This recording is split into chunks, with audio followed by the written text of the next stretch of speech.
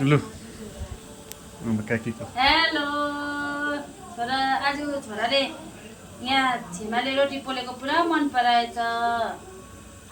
लाइकहरू गरिदिनु सबै साथीभाइले। यहाँ काका डिस्टर्ब कहाँ गरेको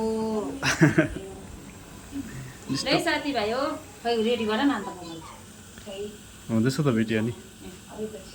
हेलो है साथीहरूलाई रोटी पोल्नु आउँदैन भने मलाई बोलाउनु, कन्ट्याक्ट सम्पर्क गर्नु होला हाम्रो काकीलाई। मसँग सम्पर्क गर्नु होला। म सिकाइदिने छु। यसरी घुमाउनुपर्छ, यसो गरेर चट्टै काट्नुपर्छ।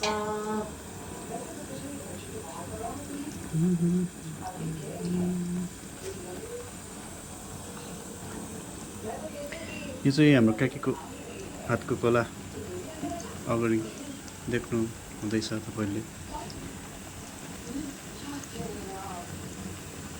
हजुरहरूले मन पराइदिनु होला।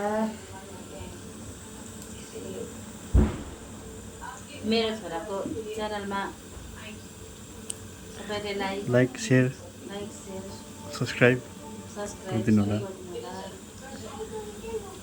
तर तपाईँहरूलाई यो रोटीको सेपहरू मन पर्यो भने यहाँ यसरी यसको सेप पनि पर्फेक्ट छ, साइज पनि पर्फेक्ट छ। यहाँ देख्थ्यो नि देखाउ।